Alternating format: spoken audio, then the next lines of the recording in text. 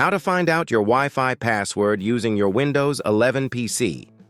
Follow me. Go to Settings.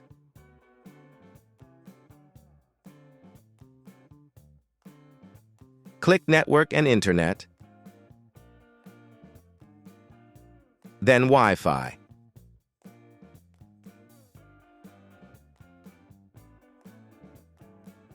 Select your Wi-Fi connection properties. Scroll down and choose Advanced Wi-Fi Network Properties. Click Edit. Go to Security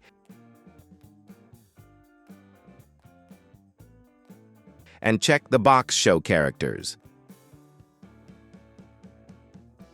That's it.